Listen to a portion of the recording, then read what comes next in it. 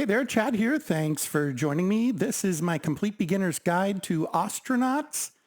And in this quick episode, we are going to take a look at a couple of things. In the last one, I said I was going to clean up my ship a little bit.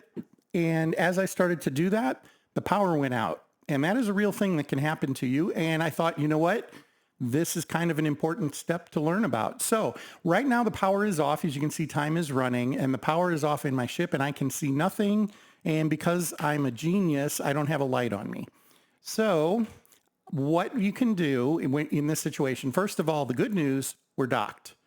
So we're not going to die and we don't have to get anywhere. If you're out in space and this happens, you can be in some really serious problems. Right now we can see some things. These are the battery chargers. And so my guess is it's got like an indicator light that the battery is ready or something. And that's what we're getting a little bit of light source from. But that won't last forever either. And if we go over here to where the battery actually is and we right click on it, we can see that I clicked on the light, not the battery. There it is. And it is damaged. We are going to want to fix it, but it has no charge. It is completely empty. So what do you do? Well, I do think we did cover this, but I didn't do it when we returned to the station last time. And I can't just click out here because there is a door, as you might recall, right there. And that door is currently closed. So if I right click the door and I say open, it's going to tell me you start opening the door doesn't have power. Well, yeah, because the doors require power in order to open and close. So what we can do, have a couple of options. We can uninstall it. I think that's a waste of time. We can pry it open. This is a completely acceptable way of doing it, but you do have to have something like a pry bar. We do have one on us. So we're going to say pry, and there it is. And now the door is open and we can walk into the airlock and we can walk onto the station. Now, if you don't have one, then you might have to do an uninstall. And if you don't have the tools to do what you need to do, it might be game over for you. I guess you could try to bash it down or dismantle it. Again, you need tools for dismantle. I'm not sure. Bash needs something that can strike, edged, rigid, handheld, solid, and tough. So interesting.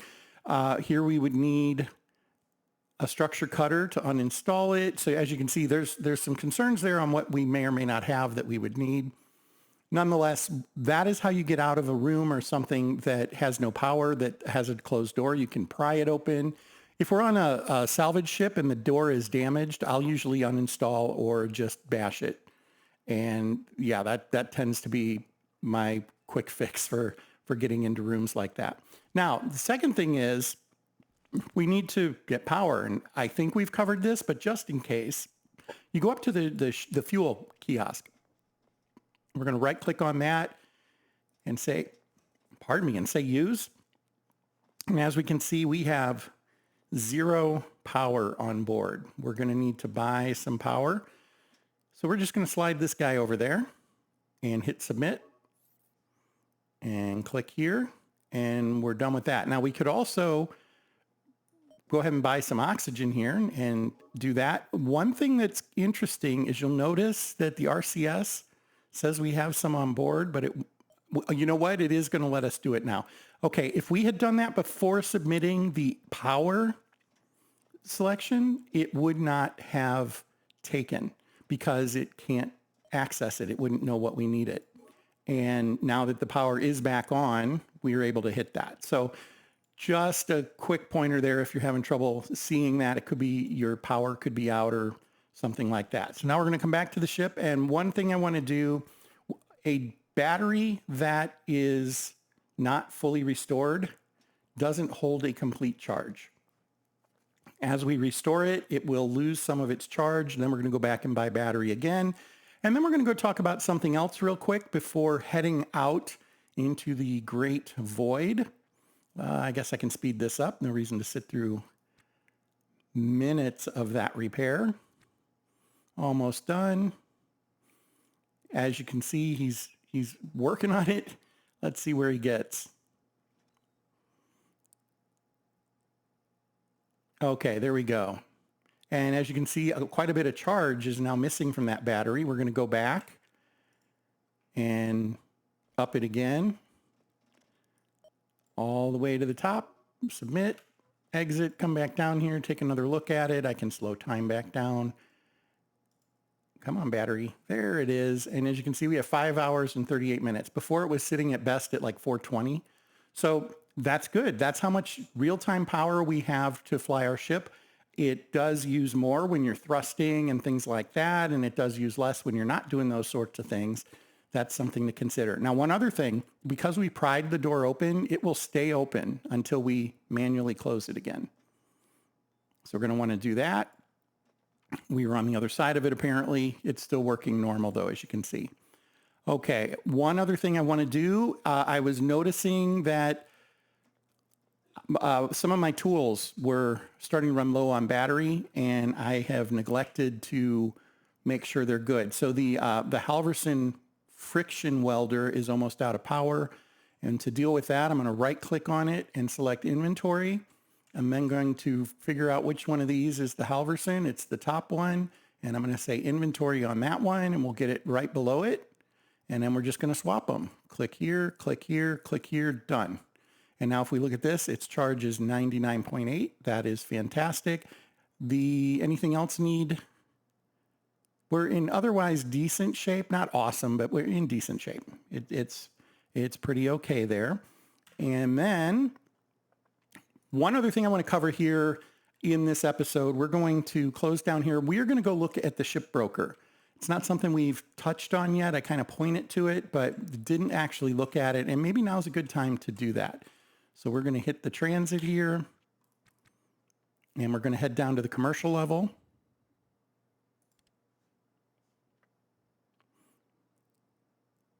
This just makes me laugh every time I see it. I'm like, who thought to do that? Did somebody see that somewhere? And you know, one of the developers, did they see somebody do that on a subway or something? I don't know. That's funny to me. All right. So we're going to right click on the kiosk, and we're just going to access the ship broker. So a few things you can do here. Incidentally, those three things are all attached. You have ship broker, transponder sales, and rating. You get to pick which one you go into first, but you can get from one to the other while you're in here. And we'll do that here in just a moment. So this is the broker. And as you can see, we can buy used ships. And there are quite a few here. And these are ships that are going to be in really good condition. These are immediately flyable and usable. And this is one of those gigantic freighters. And as you can see, it runs for about 3.3 million. Lots of stuff can be stored in that bad boy if you can find, you know, what you want to store on it. A salvage tug, gas tug, you know, there's all sorts of things. And these will all be pretty expensive because they are fully operational and in otherwise very good shape. You can also buy derelicts, and we won't actually even see some of the derelicts. In fact, most of them, because we haven't explored much yet. As you run into derelicts and you have actually visited this particular one, we'll get a picture of what it looks like, and it will show us what kind of disrepair it is in. This one's kind of interesting to me because they want 542,000 credits for it. Its estimated value is between 306 and 612. Now, what I think that means is in its damaged state, you probably could sell it for this, or that's what its value is. You probably can't sell it for the actual value. It'd be a little less than that. But if you fix it up, put in good amenities in it for what it currently is, you could get it to here.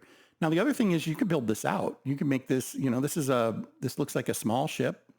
You could turn it into one that's this size, and you'll get a lot better return on your money, your investment, I guess, although it depends on how much money you put into it and how much time you put into it.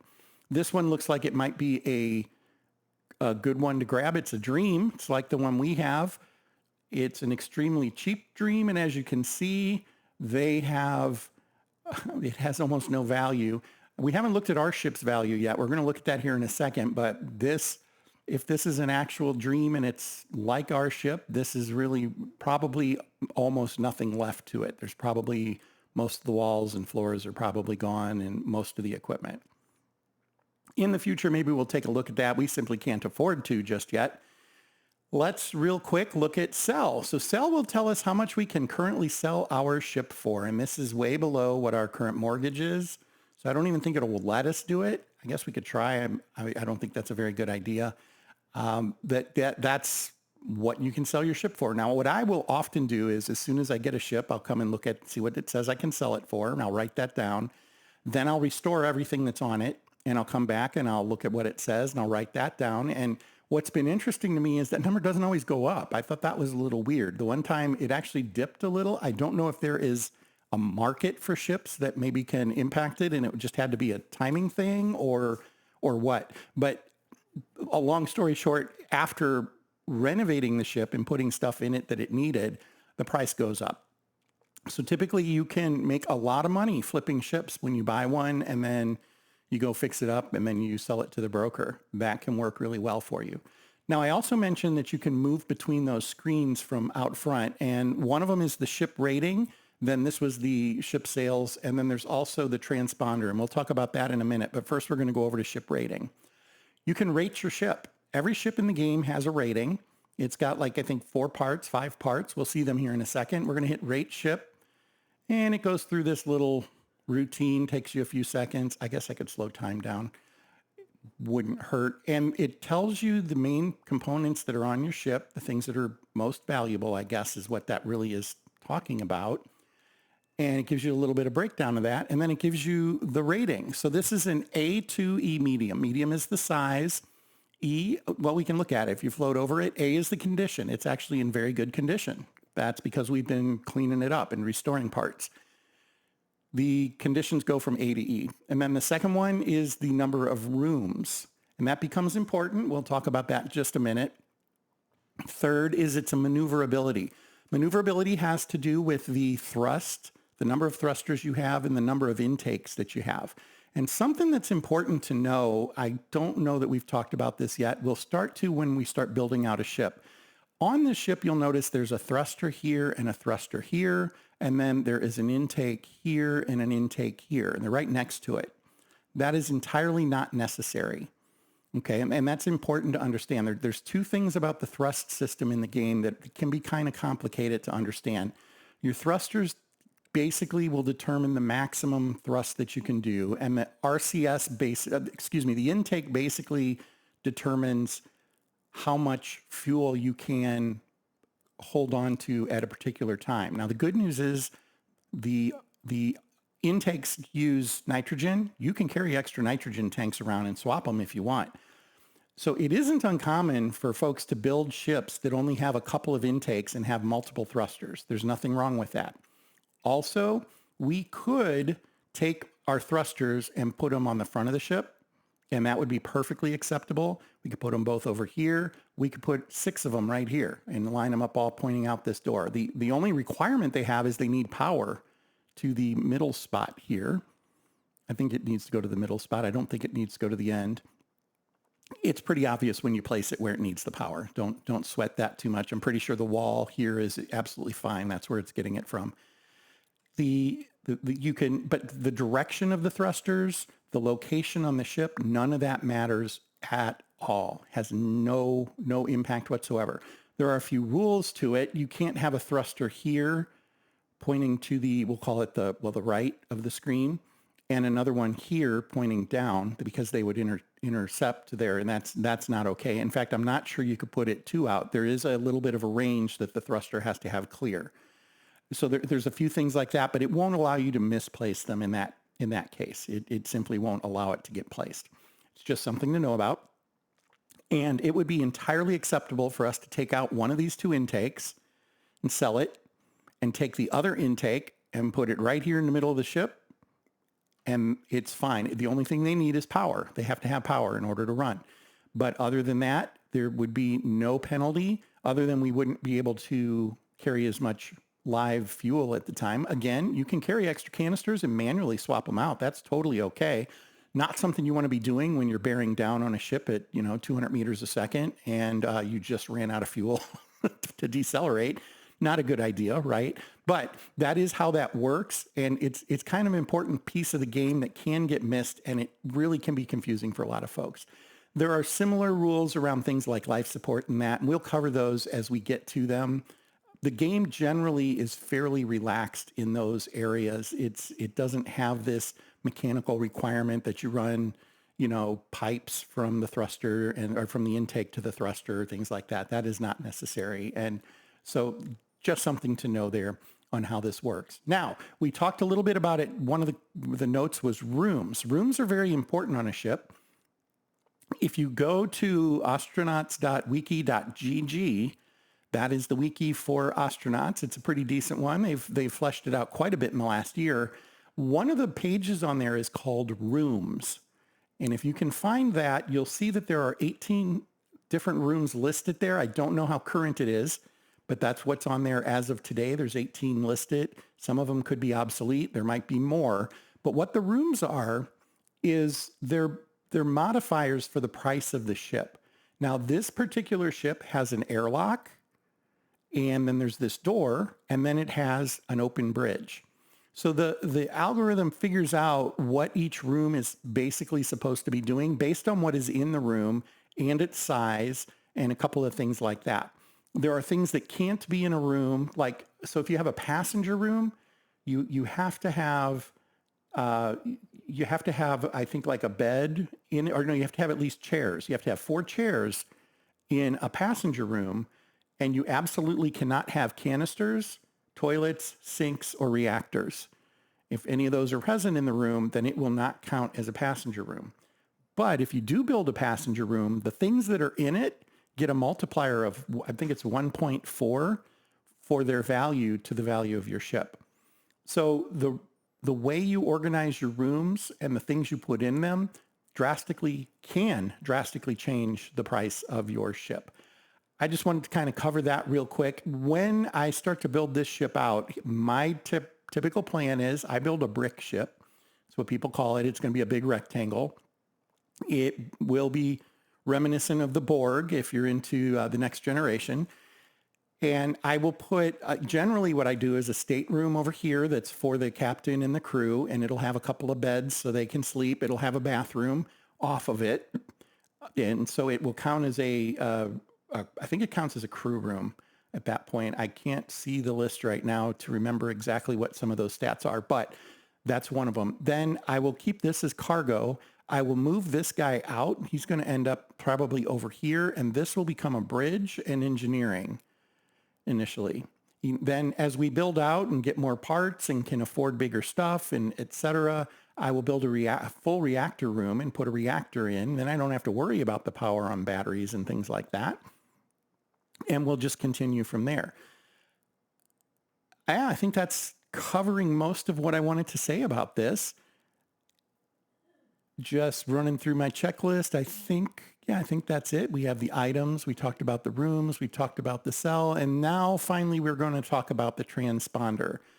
Okay, if you're playing as a pirate, this is probably a super important part to the game.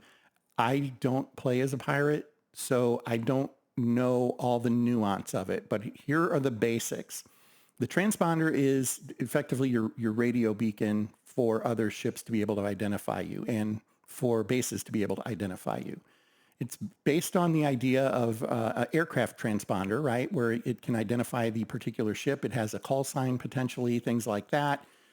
And it's fine. You can turn it on and off on your ship. If you're flying through space with it off, you can draw the attention of authorities who will come and give you tickets and things like that for doing it. So that's something to consider. The thing is if you try to remove a transponder from a ship, almost always you will destroy it. It's 80% of the time, and I kind of feel like it might be higher than that. I think out of all the times I've done it, even just trying to remove it so I could reuse the space for a ship that I'm flipping, I can only think of twice that I had a transponder successfully uninstall that I could then put in somewhere else. So it's very rare in my opinion. They say 80%. I think that's a good number to go with, but I have not been lucky in doing the transponder removals. But when you destroy one, you can come and buy one here, and you'll notice it's got my ship name here, and that's because that's my active ship right now. It's the only ship I have. So it's less about it being my active ship. These are the ships I have, so this is what I can register a transponder in. I could buy one here and give it the name Kiwi, and then I would be able to take that on my ship and install it, and that becomes the current Kiwi ship. So if you ever destroy your transponder, you can buy one here. If you ever find a derelict that doesn't have one on it or it's broken. You would buy one here. And that's how you deal with those. You can't just buy 6 of them up front and then drop them into different ships. I don't think it works that way as a pirate. Maybe that's an option. I'm not sure. Could try to kick that around just a little bit. Or if any of you are playing as pirates, let me know. We'll add some information to this as we can. I don't mess with the transponder. In fact, in my ship build, let's go back over to that rating, which I'll have to click again, I think. Come on. I'm going to have to close it all together. That didn't work the way I thought it would. So let's go to 3, ship rating. Whoops. Stop. I think I hit uninstall. No, I must have hit restore.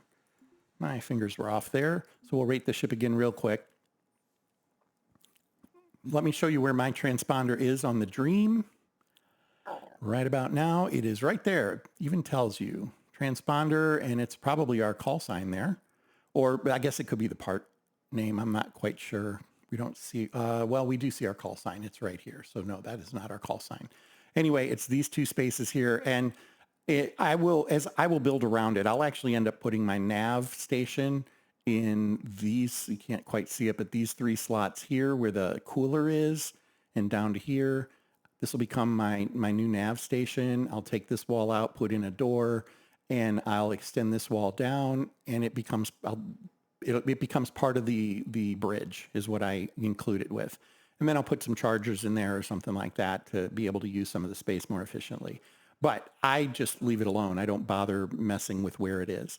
You can change the orientation of your nav station, and generally there's no serious implications from doing that. I did once have a ship when I did that. All of a sudden everything was upside down to me. And then when I flipped it back, it didn't switch back. I'm not sure if there's a key for that or something that needs to happen, but it's just something to be at least a little bit aware of. All right, I think that's going to do it for this episode. My plan is I'm going to start running back to the ship. I will probably finish cleaning up this ship and then go out and see if we can find, I don't want to spend a lot of time searching for vessels to salvage because we want to start learning how to build out the ship. So my idea is I'm going to go find one that is ripe for that, and then I'll bring you all back in and we'll start talking about that. And that's where the next episode will head. Real quick, we're going to run down here and we're going to take another look at this battery. And my sense is, as you can see, it has been using some of its power. So that's curious. I don't know. And there's your depletion time. That's relatively new. A year ago, this wasn't in there. I'm actually really happy that it is. It shows you the load. Let's do something here real quick. One more thing to learn today. So it said 17 kilowatts. Let's turn off this light. Can we just turn it off? Looks like we'll have to uninstall it. All right, well, we'll uninstall the light. And now we're going to look at the battery again. 18 kilowatts. Well, that's odd. Now 16. All right, so it's fluctuating a little bit. That's okay, but it looks like maybe it's generally less. And that's what you would expect. There is a control you can use that will allow you to turn items that are powered on and off. It's a control box, and we will be putting one of those in, and we'll actually be doing that sooner as opposed to later because I think it's kind of an important thing to know about. Where do I want to put that? Let's put it there. And we'll install one, but you can tell it to turn on and off various lights and things like that. What I will say, though, is in the past, last time I tried it, I don't think we had this nice breakdown of how much power you're using. So I don't know for sure. I was basing it on how long until something ran out. Turning all the lights off, I didn't see a difference is what I guess I'm getting at. But I have a feeling now that they have this in there, maybe it's a little bit more granular and we might see more of a difference with that light back on, back up to 18. So there you have it. All right. I do appreciate you joining me. I know there wasn't a whole lot of meat in this one. This one's kind of joining us to the rest of the arc, but those couple of important things, when I ran out of power and I was like, well, shoot, somebody who's new to the game and that happens, they're not going to have any idea what to do. So I wanted to get in front of that. There will be more episodes coming out soon. And beyond that, I do appreciate you joining me. If you haven't subscribed to my channel, I hope you'll consider doing so. Obviously, there's never an obligation to that, though. Beyond that, thank you for your time, and until next time, fair travels.